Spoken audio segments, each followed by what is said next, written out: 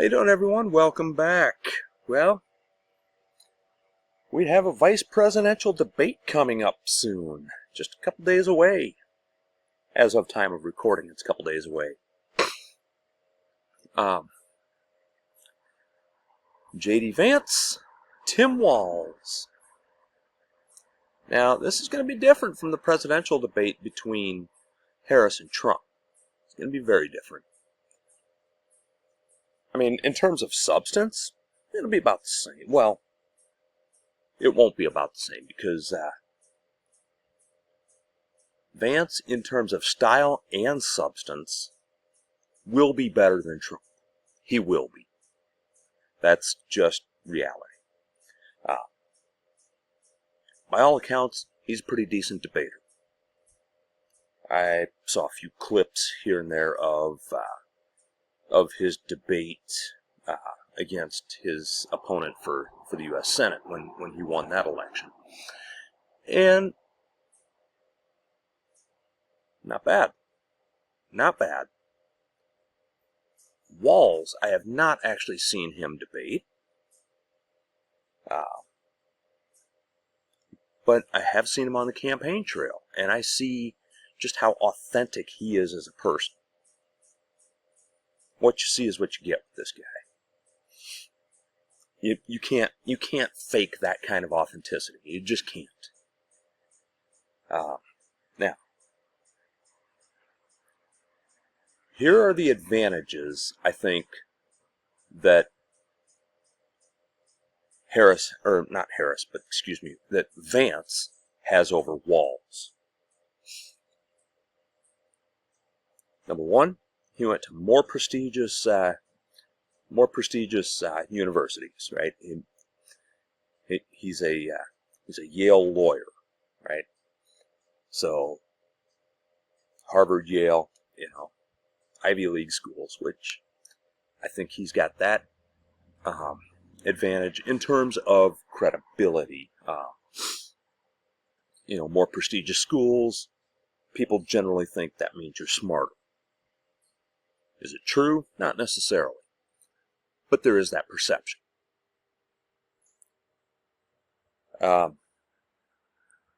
Another advantage, he is able to sound intelligent. Now, this is not an advantage necessarily over Walz, but it is something that works in Vance's favor. He has the ability to sound intelligent. Even if he's making just a ridiculous point that makes no sense, he can sound smart doing it. Okay? So, he's got that. Vance is more disciplined than Trump. If you, what did Harris do to get Trump off his game? She mocked his rallies. And not even like a blatant, overt mocking. It was, go to his rallies. You'll see people are bored and you'll see that they're leaving early. And that triggered his entire implosion. If Walz tries something like that with Vance, Vance will not take the bait. He won't. He's more disciplined than that. So I don't foresee Walz trying to do that. Because I believe he knows more about Vance's debating techniques than I do. I'm sure he is studied up on Vance and his debating techniques, and hopefully Vance has done the same with Walz. Because we deserve a good, solid debate. Now, it won't change my mind. I already know how I'm voting, but you know what? With a good, solid, robust debate, people should be able to look at it and say, all right, well, I see this side and I see that side. And you know what? It's going to come down to who presents more points that I like, or who do I like more, But, I mean, we're in unusual political times, so I really hope that people don't focus on this debate nearly as much as they're focusing on the presidential side of things. But yeah, Vance is going to be disciplined. He is intelligent. And he has the advantage of being Ivy League educated. Where does Walz come across? How does Walz come across? What are his strengths and weaknesses here? Actually, I don't think either one really has a weakness, except that Vance is running alongside of Trump. That's his weakness right there. But, I mean, in terms of just the debate, I don't see a weakness for either one. I see strengths for both. The strengths that I see for Walz,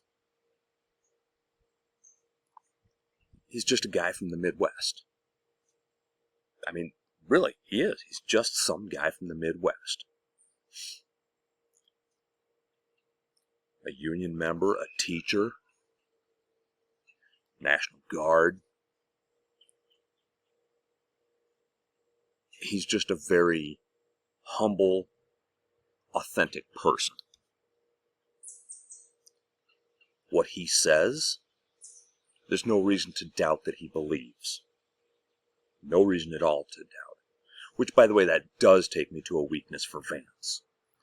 One weakness that Vance has is he has flip-flopped. Some things that he has said about Trump in the past, you would never, if I was on the Trump team, I would have never picked J.D. Vance for precisely those reasons. Like, wait, you said I could be America's Hitler? You said I am cultural heroin? But what do I know? Anyway, Vance, he's going to be a strong debater. His weakness is that he's running alongside Trump, and he has taken both sides of several issues. Walz, his weakness, if you could call it that, is that his education is not from as prestigious colleges and universities as Vance's.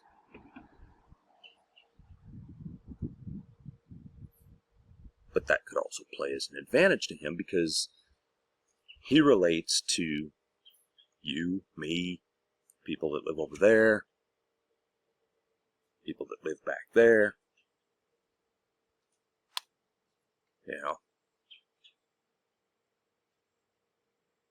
Maybe even the people that live over there. Who knows?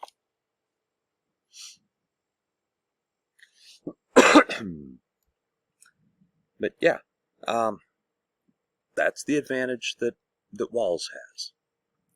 He's relatable. He's a Midwest guy. He doesn't fake it. Having been in the National Guard, that alone is not a selling point for me, having been in the Army. However, it can be a deciding factor. If all things else being equal, that would be a deciding factor for me. Then again, Vance was in the Marine Corps and actually went to Iraq. So again, all else being equal, that could be a deciding factor for me. I mean, all else is not equal, of course. But if it was, yeah, those can be deciding factors for people. So I expect them both to come out solid, come out strong. I expect a robust debate. I don't really expect there to be a winner necessarily. And I could be wrong on that, and I'll let you know if I am wrong. I expect the debate, just on points, right? Just, on style. And now, granted,